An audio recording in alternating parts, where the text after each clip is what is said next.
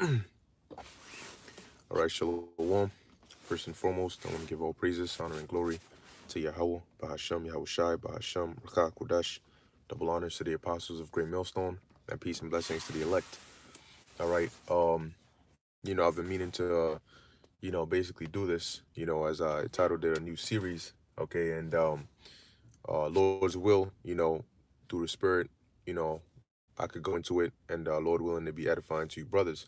Now I did a video, okay, maybe yesterday or a day before, all right, going into studying, all right, and doing research and understanding, the background information, which it basically it allows the scriptures to make more sense, it brings more clarity, so on and so forth.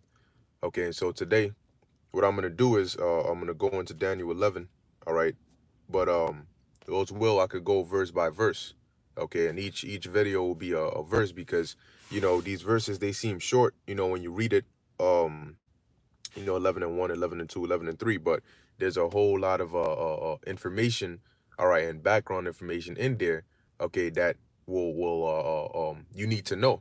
All right, it's a whole lot of history. Now, Positive Heart put up a video, he did it recently, where you had some dude commenting, talking about the king of the South and the king of the North, and the king of the South being America and all this extra stuff, which is incorrect.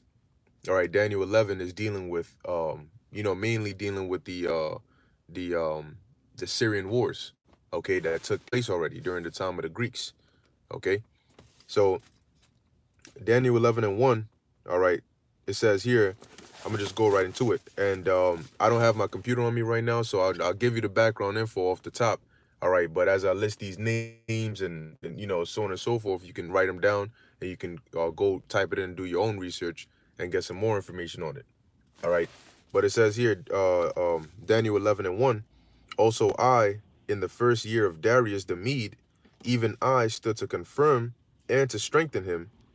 All right, and when you read down in verse 2, it tells you, and now I will show thee the truth. All right, because how did Daniel get these revelations? There were angels that were sent, to him, all right, to come and reveal these things to him. All right, so like the angel told him, I will show thee the truth. So everything that was this was what was revealed, all right, onto Daniel. Right, now, dealing with verse 1, it says, also I, in the first year of Darius the Mede. Now we got to deal with Darius the Mede. Who is Darius the Mede? All right, now in Daniel the 5th chapter, when you read in Daniel the 5th chapter, that goes into Belshazzar, all right, which, when you get to the end of Daniel 5, it talks about the fall of the Neo-Babylonian Empire. All right, basically, it went down, all right, and then it says, and it tells you, as a matter of fact, since I'm quoting it, I'm just gonna get to it now. That if you're new, all right, relatively new, or you don't really go into the history like that, it might sound a little. The names might sound foreign to you, but as you research and you look into it, it'll become common.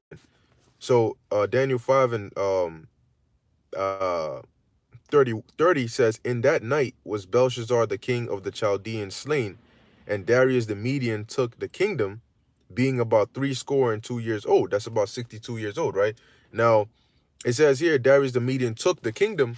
When you look into the word took, in the Hebrew, I believe it's quabal, which it says to receive. All right, to receive.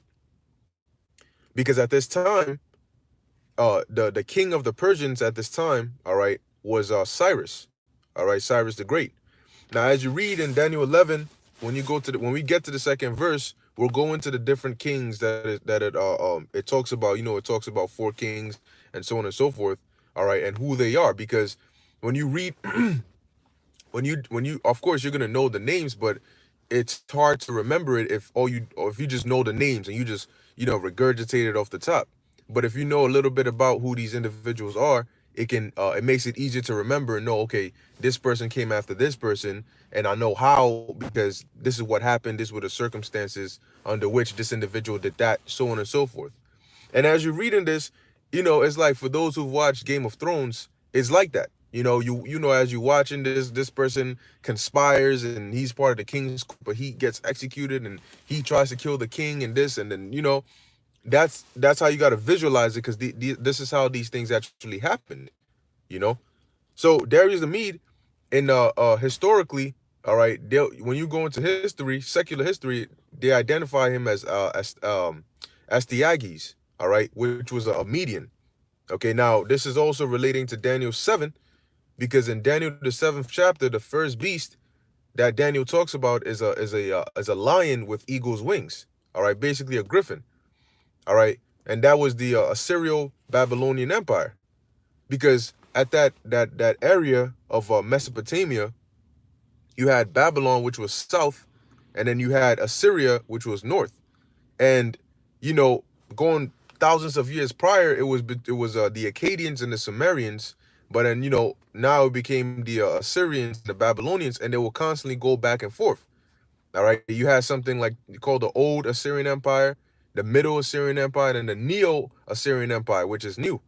And in between those empires, it would be a back and forth, and whoever basically took over the other would have authority or dominion of that whole region.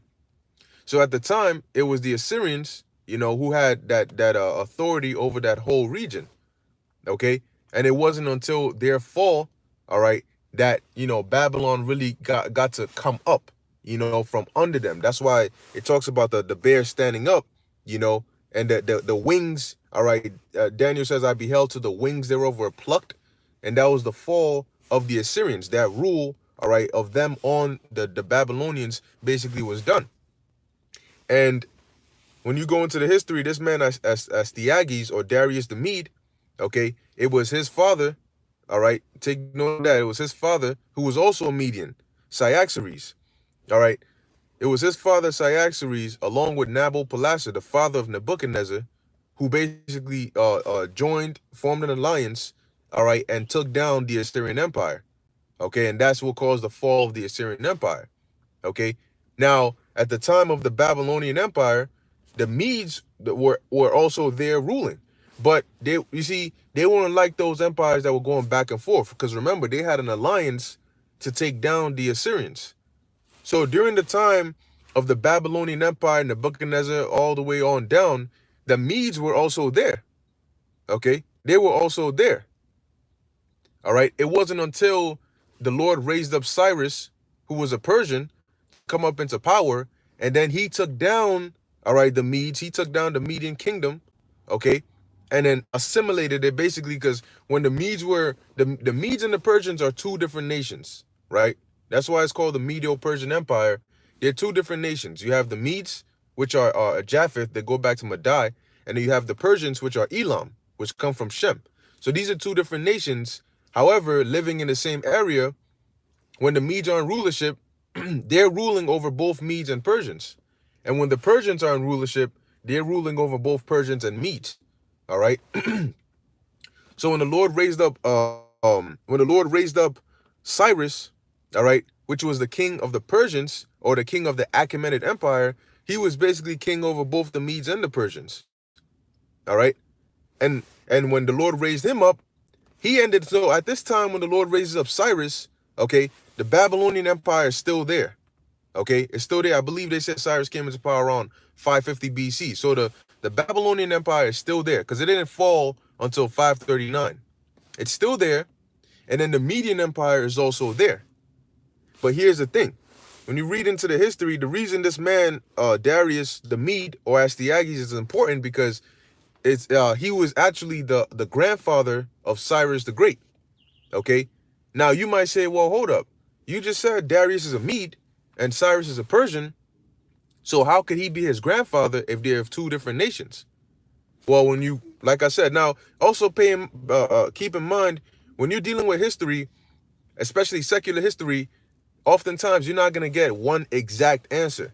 You're going to get some historians that say this, you're going to get some historians that say that, but overall, you'll get the picture. You'll get the overall basic understanding of it.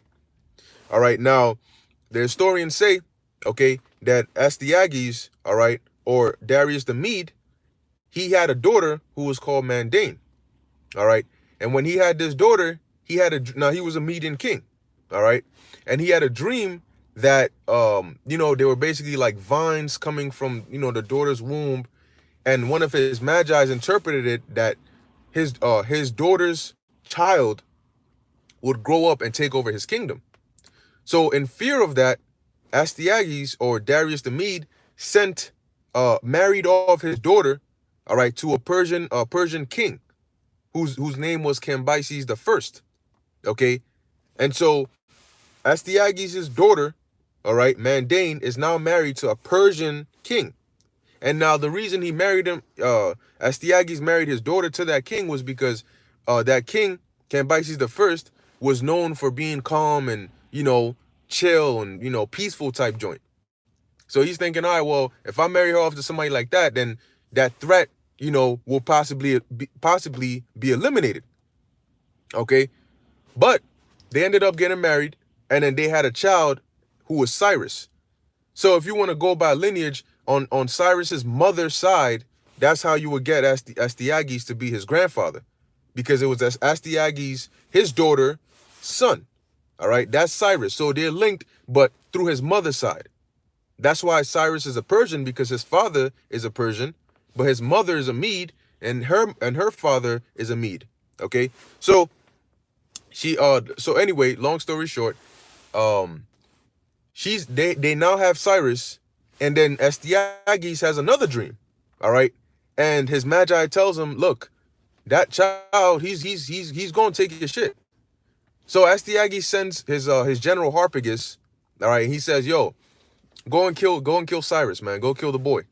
All right, and that's similar to the story of Hercules. For those who are familiar, when you were a child and you watched Hercules, the cartoon and so on and so forth.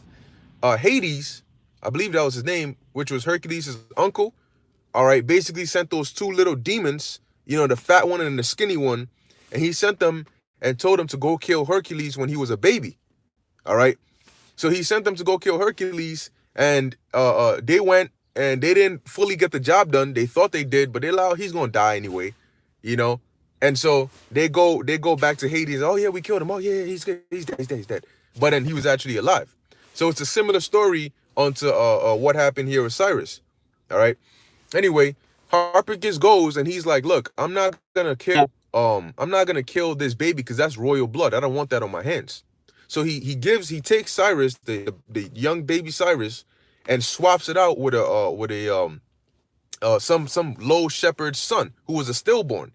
All right, and then he brings the stillborn to Astyages and said, hey, look, this guy right here, this is your son. He's dead. See, I did it. Right? He's like, okay, cool. Later on, it comes out that Cyrus is still alive, and the Darius ends up sparing his life and returns him back to his parents. So that's the history of Cyrus and Darius. All right, Darius the Mede, and he basically grows up. Cyrus grows up, and of course, the Lord put the spirit on him to where he grows up to a certain point, and he goes to war. All right, with his Median grandfather, all right, which is Darius the Mede. So he goes over, or Astyages, and takes over his kingdom, and that's how the Persians came up. When you go into Daniel 7 and Daniel 8, in Daniel 7, they're likened onto a bear that raised itself up on one side, and it had 3 ribs in its mouth. And then in Daniel 8, they're likened onto a ram with 2 horns, but one was higher. The one was higher was the Persians. Okay, and so that was when Cyrus grew up, and he took down the Medes. All right, basically took over his grandfather's kingdom, but he didn't kill his grandfather. Okay, so he takes over his grandfather's kingdom, and that begins the conquest, all right, or the growing of the Persians coming into power. And that is where you start to see the downfall of the Babylonians, because Cyrus now has charge over the Medes and the Persians. He took down his grandfather, and then they came and said, all right, now let's take down Babylon. And that's what we read about in Daniel, the 5th chapter, where it tells you in the same night Belshazzar was slain, and the kingdom, and Darius took the kingdom. It was given to him. So Darius the Mede was given jurisdiction over that land, all right, or that province of Babylon. So coming back here into Daniel 11 and 1, Daniel is in the time, all right, under the he's in Babylon, but the ruler of Babylon is Darius the Mede, because the ultimate king at the time, Cyrus, had appointed him ruler over Babylon, had basically given it to him. And so when you read into Daniel, you'll notice that he gets thrown in the lion's den under Darius's rule. But then there's another account of him getting thrown into the lion's den again under Cyrus's rule. Okay, and these were two different accounts. Okay, now how do we know that this Darius the Mede, all right, is Astyages? When you go into the book, the scriptures actually tell you. All right, when you go into let's get it real quick, because the scriptures say prove all things. Bel, all right, well, the history of Bel and the dragon. Okay, it says here, history of Bel and the dragon 1:1. And the king and King Astyages, all right, his name is written right there, Astyages. You can look him up, it'll tell you who he is. It'll give you the story that I just gave you. All right, it says, and King Astyages was gathered to his fathers, he died, and Cyrus of Persia received his kingdom. Okay, so after Cyrus had basically taken down Astyages or Darius the Mede, he didn't kill him. He gave him Babylon to rule for a while. Now notice in Daniel 5, it says when Darius the Mede took the kingdom, he was 62 years old. He was 62 years old. So he ruled not that long until he died, and then Cyrus just took the whole shit again. Okay? And that's why in the history of Bel and the dragon, the king now at the time is Cyrus. Okay? So dealing with Daniel 11:1, it says, I also in the first year of Darius the Mede, even I stood to confirm and to strengthen him. And then it goes into verse 2, all right, which now it says what? And now will I show thee the truth. Behold, there shall stand up yet 3 kings in Persia. Okay, now I'm gonna lightly touch on it, but I'll go more in depth on verse 2, all right, at another time. And I'll actually go into these 3 kings and the 4th king and what they were known for, who they were. Once again, you know the names, okay, Cambyses II, Bardia, Darius, and Xerxes. But who are these people? Who's Cambyses? Who's Bardia? Who's Xerxes?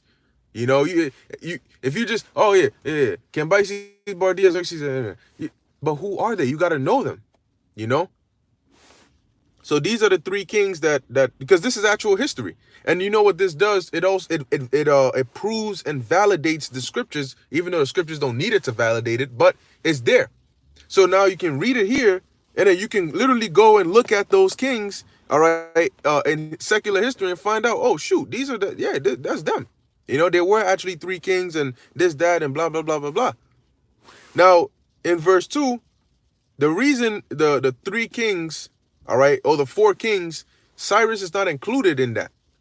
Why is that? Because it says here, I will now show you, or I will show thee the truth. Behold, there shall stand up yet 3 kings in Persia. So the angel's telling Daniel, this is in the future. This is the kings that are going to come up next. And at the time of Daniel receiving this vision, Cyrus is already the king. So if he was already the king, he could not be a part of those that were now going to come up into power. That's why the 3 kings here start with Cambyses II, which was the son of Cyrus. And then it continues on down. Okay? But we're going to stop at verse 1, just dealing with Darius the Mede. Okay, so now you know who he is. Now, it's important to notice because when you go into, like, for example, Daniel, the 9th chapter, all right, it can be a little confusing because in verse 1 of Daniel 9, it says, in the first year of Darius, and one thing to note is Darius is not a name. Darius is a title. It's like having, like saying Pharaoh, or Antiochus. Antiochus is not a name. All right, it's like a title, that's why you have like Antiochus the second, the third. You have Pharaoh this, Pharaoh that. Darius the second, Darius the third. All right. So it says because they all had their actual names, but they had throne names. All right. So in Daniel 9:1 it says, in the first year of Darius the son of Ahasuerus, of the seed of the Medes, which he was made king over the realm of the Chaldeans, which is in Babylon. Now, you might get confused because you'll say, hold on. It says Darius, the son of Ahasuerus, of the seed of the Medes, but Ahasuerus was a Persian. Because when you go into the book of Esther, the king at the time was who? Ahasuerus, right? and he married Esther, da da da da da. We know the story of that. But he was a Persian. So why is it saying here in Daniel 9, all right, that Darius was the son of Ahasuerus of the seed of the Medes, if Ahasuerus was a Persian, but you know what I'm saying, it's saying that he was of the seed of the Medes. The reason being is because this Ahasuerus that's written of here is not talking about the Persian king that we read about in Esther. Okay, you got to keep in mind that the scriptures, for example, when you read, I believe it's somewhere in the book of Kings and Jeremiah, you'll notice that when it refers to Nebuchadnezzar, certain points it'll actually say Nebuchadnezzar, and certain points it will say Nebuchadrezzar. It will spell his name differently. Okay, so just like the Greeks would the Greeks called these Persian kings, Xerxes, that was the Greek name, Xerxes and Artaxerxes. In the Hebrew, all right, will translate to Ahasuerus, all right. The transliterated version of it will be Ahasuerus, but there were multiple ones. Okay, so here in Daniel 9, when it says the son of Ahasuerus of the seed of the Medes, this Darius here in Daniel 9 and 1 is the same Darius in Daniel 11 and 1. All right. His name is Astyages, and his father's name was Cyaxares. It's just in the Bible here in Daniel 9 and 1, it calls him Ahasuerus. So don't get that confused, because you might, wait, if Ahasuerus is a Persian, why is it saying that here he's of the seed of the Medes? All right, it's talking about different people. Just because it says the same Ahasuerus here doesn't mean it's the same person. So don't let that trip you up. Okay, that's just something to point out. All right. So now let me go back. I just want to see if I covered it all. And there's not, like I said, there's not really too much to cover in Daniel 11 and 1. But as we keep going, trust me, the history is a lot. All right, it's a lot. It's a lot of names, dates, places, people. This person here, this person there. They did this, they did that. There's a lot of reading on it. That's why, I broke it up. That's why I'm trying to do it verse by verse. Okay, and Lord willing, I'll do it in video segments. So if you read it and you want to go back, you want to get some more, history behind who this person is and this, that, and the third, you can do that. Okay, you can do that. Hey, shalom, those watching, shalom. And you see, this is also part of the reason why they took out the Apocrypha. If you notice, there's certain, like in the book of Esther, for example, there's a portion of the book of Esther that's literally removed from the from the scriptures, and it's in the Apocrypha. But if they try to invalidate the Apocrypha, certain things in the scriptures wouldn't make sense. It says the Lord, basically the whole celebration of Hanukkah. All right, that's where's that at? The dedication, the feast of dedication, when rededicated the temple. That's during the time of the Maccabees, but you read about that in the Apocrypha. But the Lord kept that. So how come Yahushua kept that? You don't hear about it anywhere in the regular scriptures, but it's in the Apocrypha. So how is the Apocrypha invalid, but the Lord is keeping something that's written of in there? And there's a lot of key information in the Apocrypha that they try to hide. It tells you how the native, so-called Native Americans got to America. It tells you who they are. It talks about Alexander, who he was. So there's a lot of information in there that they try to hide, because it would disrupt their lies that they're trying to tell.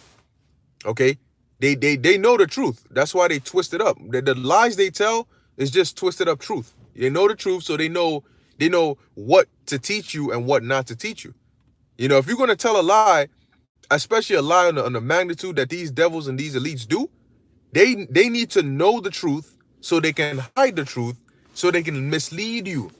If I don't want you to go into a certain place, I need to know where that place is at so I can make sure you don't go there. That is their job. So they'll set up false teachers, false preachers. They'll even set up churches. I bet, some of these pastors in these churches are actually Satanists. Legit, full-blown Satanists that are sent to come out as pastors, because you know what? They know that you're going to go to the church seeking the truth. All right. As a matter of fact, Yeah, so that was it on Daniel 11 and 1. We're going real quick. I'm gonna get a precept in Romans. All right. 11 verse 7, you see it says here, what then? Israel hath not obtained that which he seeketh for, but the election hath obtained it, and the rest were blinded. Okay? They were blinded, and that's why the Lord allows these devils to do these kinds of things. 501c3 charter, all this, that, and the third. There are actual Satanists who are posing as pastors in these churches. They do that because they know that Jake is gonna come here seeking something. But if we're on the side of the enemy and we've infiltrated wherever we want to infiltrate, that's good for us, because now we know what questions to shut down. We know what vibration to push in the church. We know where to take these conversations. We know what scriptures to touch on and not to touch on. You know, we know all these things. All right, because they're Satanists, so they know what to bring out, what not to bring out. They know how to sway you from the right path and bring you into the wrong path. All right, that's how this devil moves. All right, he's a serpent. Okay, they won't go into these prophecies and break it down, and this is this, and this is the the mark of the beast, or this means this, or this book. They're not gonna give you that. They're not going. Man, half of these pastors they can't even break down 25% of the scriptures. All right, they can't, keyword, break down 25% of the scriptures. Maybe a few might quote something here and there, but they can't explain it. They can't link it up with a precept. They can't tell you this means this. The reason is when you go here, because they don't. Some of them don't even study, man. The majority of them don't study. You know why? Because they know you don't study. So they know when you come up into this church, you're not gonna ask me any sensible question that I gotta study to answer you. I'm just gonna tell you what I tell you every week, and you're gonna keep giving me your money, and I'm gonna stay rich. Being a pastor nowadays is not about teaching people. It's not about it's a career. It's a profession. It's about how to make money. That's how they've set it up. All right, which shows you how wicked this place is, man. But anyway, that was pretty much it on this. All right, I just wanted to put that out there. Lord's will. If the spirit permits, I'll come back and I'll go into it. All right, verse by verse. And it's gonna be an in-depth, so you're gonna, I'm gonna touch on, all right, I'm gonna touch on these different themes and so on and so forth, and bring up, Lord willing, when I do the video format, I actually bring up the names and read a little bit about it to give you a little bit of information on it, But it's all it's all good to know. Okay, it's good to know for you to understand. The scriptures talk about, with all I get understanding. Don't be a parrot and don't regurgitate. Understand whatever it is you're reading, man. It's important to understand it. Okay, it won't make sense to you unless you understand it. And sometimes understanding doesn't come overnight. It takes being studious. You gotta go over it again and again and again. Hey, Apostle Tahar always says that. He says, hey, when High Priest Arian, he would always go over the same breakdowns again and again and again and again. To where you can it in your sleep. All right, and then you perfect it, and then you move on, and then you learn more, and then you perfect it, and you move on, and you learn more.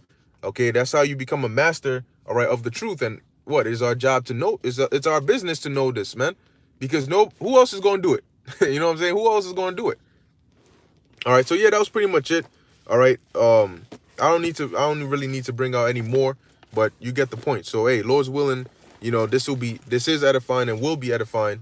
All right, and you could tune in and be edified. That's right. Yahweh is my power, Israel. They teach that prosperity doctrine. You ever notice you go into church, you don't get edified. There's a difference. You don't get edified. Edified, you feel that satisfaction. Your brain feels full. The same way you eat actual food, and you're like, damn. You know what I'm saying? Like, I'm full. Like, now I need to digest this, and I have something to digest and draw nutrients from, and and be good. All right, that's how you gotta feel spiritually when you watch these videos, or when you study. You want to feel that, like, you fed your brain, and your brain is like, like I have things that I can go and digest now. I can go over it again, and you digest it through the studying. I'm breaking it down and going over it again and again and again. And now, I've digested it, and I've drawn the good information from it that I need Now I'm back for more. That is edification. That's our job, to make sure that we give you quality information, you know, information that you can retain, that you need to, you actually got to understand, because if you're eating junk food, every 2 seconds you're gonna be hungry. Your body's not getting any nutrients that it needs to, really, it needs to flourish. It's not, and it's the same thing with these videos. All right, you eat physically, you eat spiritually. So you gotta, number one, you gotta know who you eat from, where you eating from, and you gotta eat the correct food. All right, so that's pretty much it. Lord willing, this was edifying unto the elect. In closing, I want to give all praises, honor, and glory to Yahweh, Bahashem, Yahweh Shai, Bahashem, Rakak Wadash. Until next time, Shalom.